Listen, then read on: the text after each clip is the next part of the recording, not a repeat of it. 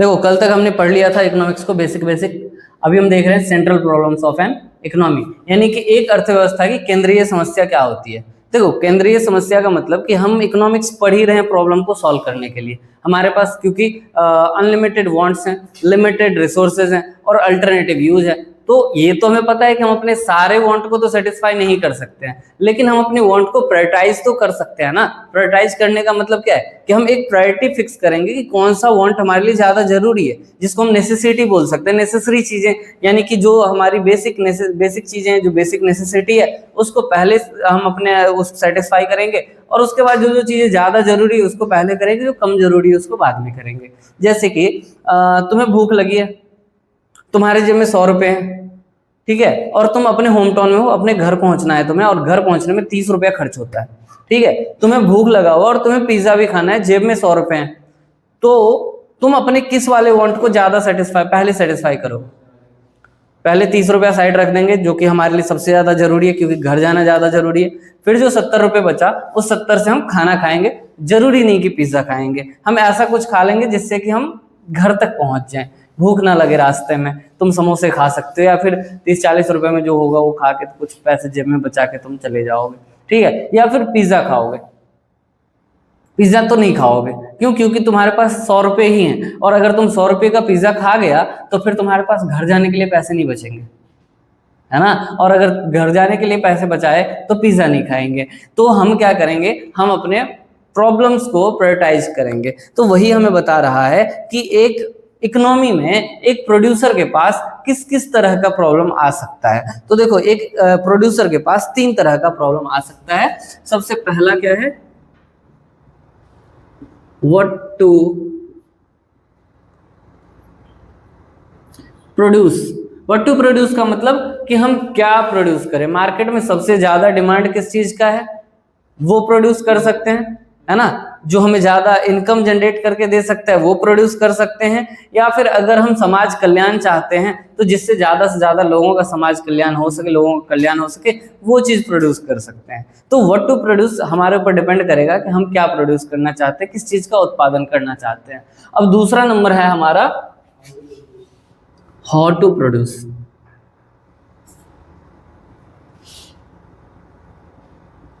देखो how to produce, हम इसको किस तरीके से प्रोड्यूस कर सकते हैं। तो तुम्हें पता होगा कि हाउ टू प्रोड्यूस में हमारे पास 2 तरह की चीजें हैं, 2 तरीके होते हैं। कौन कौन सा पता है तुम्हें, बताओ।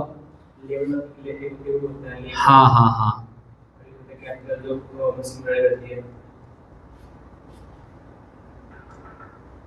Labour intensive, capital intensive.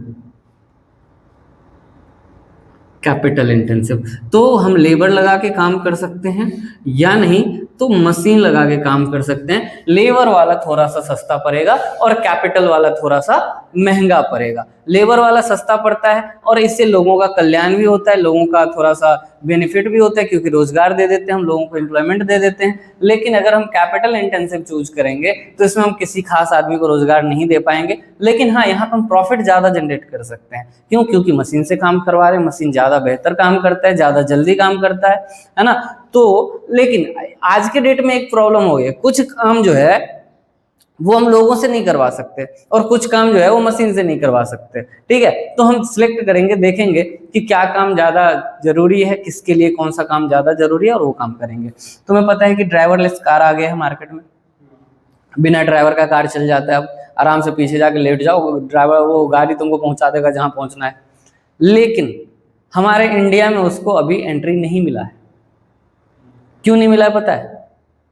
हमारे देश के जो ट्रांसपोर्ट मिनिस्टर हैं नितिन गडकरी, उन्होंने बोला कि अगर ड्राइवरलेस कार इंडिया में आ गया और पूरी तरह से इम्प्लीमेंट हो गया तो क्या होगा, नौकरी चली जाएगी लोगों की।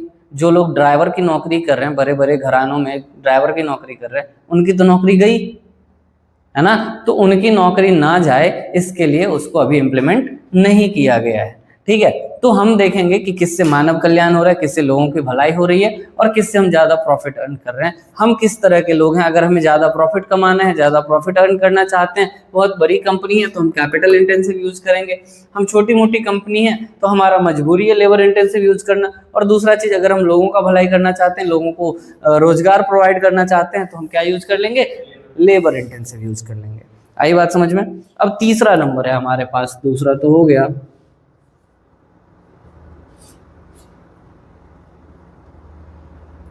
For whom to produce. हम किसके लिए प्रोड्यूस करना चाहते हैं, कौन हमारा टारगेटेड ऑडियंस है। अच्छा, तुमने देखा होगा कि एक कंपनी है एप्पल और दूसरा कंपनी है एमआई, ठीक है? तो एप्पल वाले किसके लिए प्रोडक्ट प्रोड्यूस कर रहे हैं? अमीर लोगों के लिए, है ना? फॉर होम टू प्रोड्यूस, अमीर लोगों को टारगेट करते हैं कि भैया जो ज़्यादा पैसा देगा उसको मोबाइल देंगे, है ना? एमआई वाले क्या करते हैं? एमआई वाले नॉर्मल कस्टमर को टारगेट करते हैं कि थोड़ा कम पैसा भी दोगे तो हम कर लेंगे काम, प्रोडक्ट बेच देंगे। और तुम बोल रहा था सैमसंग, तो सैमसंग किसको टारगेट करता है? सैमसंग सबको टारगेट करता है, किसी को छोड़ा ही नहीं है। अब मान लो कि तुम्हारे पास पैसे हैं ही नहीं, तो तुम कीपैड वाला फ़ोन खरीद लो 1200-1300 में। तुम्हें दादाजी को फ़ोन देना है तो कीपैड वाला फ़ोन खरीद लो, है ना? तुम्हें सस्ता फ़ोन यूज़ करना है तो सैमसंग का एम सीरीज आता है वो यूज़ कर लो। तुम्हें थोड़ा सा मिड रेंज फ़ोन चाहिए तो उसका कोई ए सीरीज वगैरह आता है तो वो यूज़ कर लो। तुम्हें एप्पल को टक्कर देने वाला फ़ोन चाहिए, तोड़ने मरोड़ने वाला फ़ोन चाहिए तो उसका एस सीरीज, जेड सीरीज, पता नहीं नोट सीरीज, बहुत सारा सीरीज है ना? तो हमारे टारगेटेड ऑडियंस कौन है? फॉर होम टू प्रोड्यूस, हम किसके लिए प्रोड्यूस कर रहे हैं, ये बहुत ज़्यादा मैटर करता है। जैसे कि तुम मार्केट में जाते हो तो देखते हो कुछ लोग कपड़े बेच रहे हैं जिसमें सिर्फ जीन्स वगैरह लड़के लोगों का कपड़ा है, कुछ में लड़कियों लोगों का कपड़ा होता है, कुछ कपड़े ऐसे होंगे जिसमें छोटे बच्चों का कपड़ा होगा। तो फॉर होम टू प्रोड्यूस में हम किसको टारगेट कर रहे हैं, किसके लिए हम प्रोड्यूस कर रहे हैं? तो ये 3 प्रॉब्लम है, ये 3 प्रॉब्लम से अगर हम बाहर आ गए तो फिर बल्ले बल्ले है। तो याद रहेगा central problems of an economy कौन कौन है? हाँ, और for whom to produce, what to produce, how to produce और फॉर होम टू प्रोड्यूस, ये 3 चीज हमारा क्या है? Central problems of an economy है। इसके बाद हम आते हैं प्रोडक्शन पॉसिबिलिटी कर्व के ऊपर। प्रोडक्शन पॉसिबिलिटी कर्व क्या होता है? इसको बोलते हैं पीपीसी। अब हमें इस टॉपिक को समझने के लिए, अच्छा कल मैंने तुम लोग को इकोनॉमी पढ़ा दिया था, 3 अलग अलग तरह के इकोनॉमी, कि एक सोशलिस्ट, कैपिटलिस्ट, सोशलिस्ट और मिक्स्ड इकोनॉमी। चलो ठीक है, तो अभी हम देखते हैं production possibility curve. Production possibility curve क्या होता है? चलो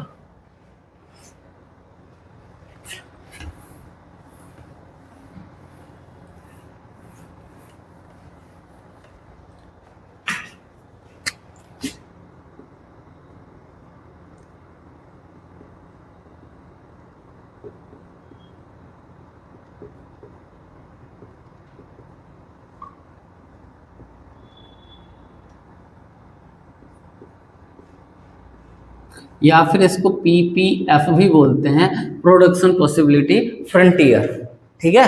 तो देखो, अच्छा एक बात समझो कि तुम्हारे पास एक बॉक्स है, ठीक है? उस बॉक्स में हम पेन और पेंसिल दोनों रखना चाहते हैं, तो उस बॉक्स में या तो हम 10 पेन रख सकते हैं या नहीं तो 10 पेंसिल रख सकते हैं, ठीक है? अच्छा, मुझे पेन और पेंसिल दोनों रखना है तो क्या करूँगा? 5-5 रख दूंगा। मेरे पास 6 पेन है और पेंसिल 4 है, वो भी चल जाएगा। यानी कि अलग अलग कॉम्बिनेशन में हम रख सकते हैं, जिसकी ज़्यादा ज़रूरत है वो ज़्यादा रख सकते हैं, जिसकी कम ज़रूरत है वो कम रख सकते हैं, है ना? तो यहाँ पे हम प्रोडक्शन पॉसिबिलिटी कर्व में भी यही देखेंगे। हमारे पास सबसे पहली चैप्टर क्लास में हमने क्या देखा था कि हमारे पास जो रिसोर्स है वो लिमिटेड है, यानी कि स्केयर रिसोर्सेज है। अब जब स्केयर रिसोर्सेज है तो उसका अल्टरनेटिव यूज तो करना पड़ेगा हमें। तो जैसे कि एक एग्जांपल ले लेते हैं कि हमारे पास एक खेत का टुकड़ा है, ये एक खेत है। इस खेत में हम क्या कर सकते हैं? राइस प्रोड्यूस कर सकते हैं 100 kg, ठीक है? राइस प्रोड्यूस कर सकते हैं पूरे खेत में 100 kg, या नहीं तो दाल प्रोड्यूस कर सकते हैं, पल्स प्रोड्यूस कर सकते हैं 25 kg, या तो चावल प्रोड्यूस कर लो 100 किलो, या नहीं तो दाल प्रोड्यूस कर लो 25 किलो। अब एक बात बताओ, सिर्फ चावल प्रोड्यूस करके हो जाएगा हमारा काम? दाल भी तो चाहिए, चावल के साथ चावल दाल खाएंगे तभी रहेगा सही। और यहाँ पे हमें 2 ही चीज प्रोड्यूस करना है, नहीं तो हम तीसरी चीज का भी नाम लेते, लेकिन 2 ही चीज प्रोड्यूस करना है। तो अब हम क्या करेंगे कि अच्छा इसको एक काम करो, इस पल्स को ना 25 से 50 कर दो, ठीक है, या 25 ही रखें, रहने दो, 50 रखें, ठीक है। अब हम क्या करेंगे कि हम इसका कॉम्बिनेशन बनाएंगे कि हमें कितना चावल खाना है और कितना दाल खाना है। एक बात बताओ, चावल की ज़्यादा खाते हो या दाल ज़्यादा खाते हो? चावल ज़्यादा खाते हैं तो चावल का ज़्यादा प्रोडक्शन करना पड़ेगा, वहीं पे दाल का प्रोडक्शन थोड़ा कम भी करेंगे तो चलेगा, ठीक है। तो अगर हम इसका 50-50 कर दें, अगर हम इसको बीच से बांट दें तो कितना कितना होगा? 50 kg राइस और 25 kg पल्स, यही हो सकता है, ठीक है। लेकिन इतने से हमारा काम नहीं चलेगा, सिर्फ 50 kg चावल से काम नहीं चलेगा, हमें थोड़ा सा ज़्यादा चावल खाना है। तो हम क्या करेंगे, हम इस चावल का केजी 50 को हटा के इसको हम अगर 80 कर लें, तो 80 kg अगर राइस कर लें तो हम पल्स कितना प्रोड्यूस कर सकते हैं? 10 kg, ठीक है, 10 kg प्रोड्यूस कर सकते हैं। तो एक काम करते हैं, हम इसका एक कॉम्बिनेशन बनाते हैं।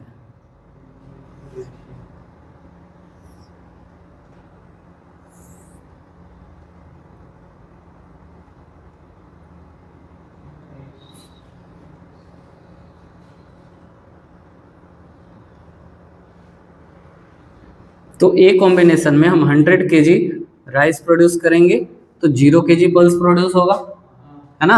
बी कॉम्बिनेशन में अगर हम 80 kg राइस प्रोड्यूस करते हैं तो 10 kg हमारा पल्स प्रोड्यूस होगा। सी कॉम्बिनेशन में अगर हम 60 kg राइस प्रोड्यूस करते हैं तो पल्स कितना प्रोड्यूस होगा? 20 kg प्रोड्यूस होगा। डी में अगर हम 40 kg राइस प्रोड्यूस कर सकते हैं तो ये कितना होगा? 30 kg होगा हमारा, ठीक है।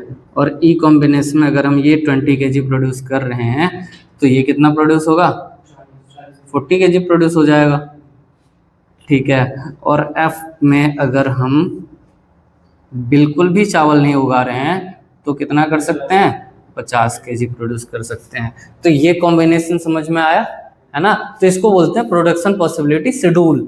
क्या बोलते हैं? प्रोडक्शन पॉसिबिलिटी शेड्यूल, ठीक है, तालिका। यानी कि ये हमारा एक वो बन गया, ठीक। अब हम नेक्स्ट देखते हैं कि इसको हम ग्राफ में कैसे कन्वर्ट करें, ग्राफ में कैसे कन्वर्ट करें, ठीक है। अमन देखना ही आ रहा है, ठीक है। तो अभी हम बनाएंगे प्रोडक्शन पॉसिबिलिटी कर्व। क्या बनाएंगे? प्रोडक्शन पॉसिबिलिटी कर्व बनाएंगे।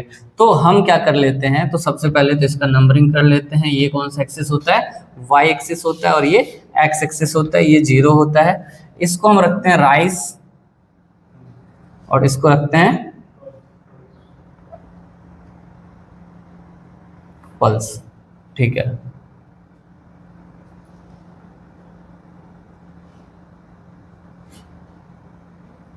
बीस, 40, 60, 80, 100, 10, 20, 30, 40, 50। अब एक बात बताओ, जब हम राइस 100 kg प्रोड्यूस कर रहे हैं तो पल्स कितना प्रोड्यूस कर रहे हैं? 0 kg प्रोड्यूस कर रहे हैं। तो पल्स का 0 kg ले लेंगे और राइस का 100 kg ले लेंगे, तो हमारा यहाँ पे पॉइंट आ जाएगा। दूसरे में 80 kg और 10 kg, तो राइस हमारा 80 kg है और पल्स हमारा कितना है? 10 kg है। हो गया 10। अच्छा, इसके बाद 60 kg और 20 kg, तो 60 से 20 पे आ जाओ, तो ये हो गया हमारा। फिर क्या है हमारा? 40 kg और 30 kg, 40 kg 30 kg, और फिर है 20 kg और 40 kg। और जब हम पूरा का पूरा 50 kg पल्स कर रहे हैं तो हमारे पास 0 kg चावल का प्रोडक्शन हो रहा है, ठीक है। तो इसके ऊपर हम एक लकीर खींच देंगे इसको मैच करने के लिए। ये जो लकीर है हमारा, ये क्या है? PPC। इसी को बोलते हैं प्रोडक्शन पॉसिबिलिटी कर्व। याद रहेगा? समझ में आया? मजेदार टॉपिक है ये, है ना। अच्छा एक बात बताओ, अगर हम इस खेत के टुकड़े में थोड़ा सा और टुकड़ा ऐड कर दें तो क्या होगा? खेत का जो टुकड़ा है, जितना बड़ा खेत है हमारे पास, मान लो कि ये 1 बीघा खेत है, हमने 1 बीघा और खरीद लिया, 2 बीघा खेत हो गया हमारे पास, तो अब क्या होगा? अब हम 200 केजी चावल प्रोड्यूस कर सकते हैं, या नहीं तो 100 केजी हम पल्स प्रोड्यूस कर सकते हैं, है ना। अच्छा एक बात बताओ, हमने दाल उगाने वाले टेक्नोलॉजी में चेंज कर दिया। अभी तक हम नॉर्मल दाल उगा रहे थे, लेकिन अब हम क्या कर रहे हैं, तो हाइब्रिड सीड्स यूज करके हम अलग तरीके का दाल उगा रहे हैं, जिससे कि दाल का प्रोडक्शन बढ़ गया हमारा। ठीक है, तो उसमें क्या होगा, तो यहाँ पे क्या होता है कि अगर खेत बढ़ा देंगे ना, तो वहां पे हमारा जो पीपीसी है वो शिफ्ट कर जाएगा खेत बढ़ाने पे। ठीक है, और अगर हम सिर्फ एक के टेक्नोलॉजी में चेंज करेंगे तो वहां पे रोटेशन होगा। ये 100 है और ये 50 है, यही वाला ग्राफ अभी हमने देखा था। लेकिन जब हम रिसोर्स बढ़ाएंगे तो चावल 200 हो जाएगा और ये 100 हो जाएगा, हो जाएगा। ठीक है, यहाँ पे तो अगर हम यहाँ पे एक नया लकीर खींचें तो हमारा जो कर्व था वो एक जगह से खिसक के दूसरे जगह चला गया, तो इसको बोलते हैं राइटवर्ड शिफ्टिंग।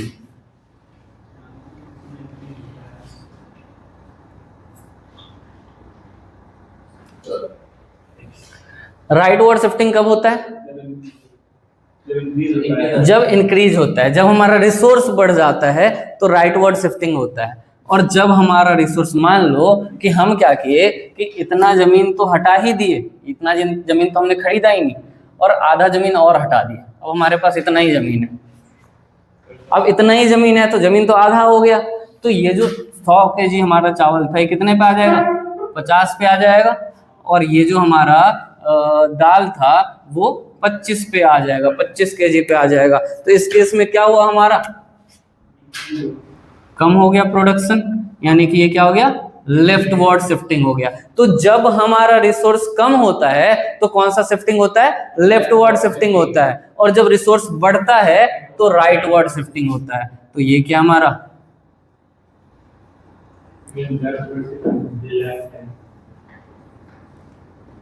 लेफ्टवर्ड शिफ्टिंग होता है। जब रिसोर्स हमने बढ़ाया तो हमारा राइटवर्ड शिफ्टिंग हुआ, और जब रिसोर्स घटाया तो लेफ्टवर्ड शिफ्टिंग हुआ। ये याद रखना है। अब हम देखेंगे रोटेशन।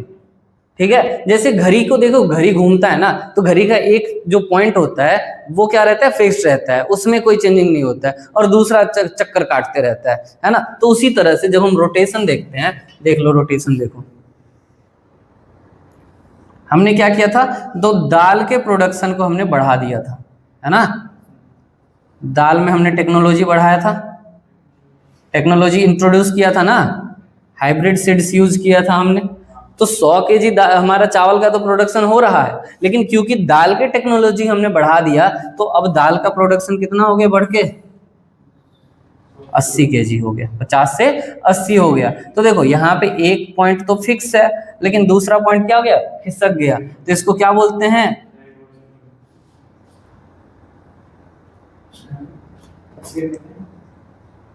रोटेशन। ये कौन सा रोटेशन है?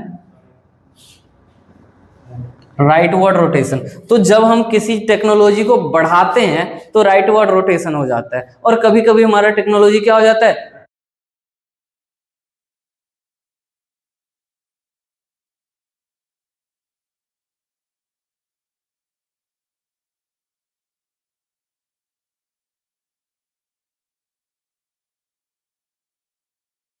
सो गाइस अगर वीडियो पसंद आई हो तो चैनल को सब्सक्राइब कर देना, लाइक कर देना और शेयर कर देना अपने दोस्तों के साथ। Thank you so much.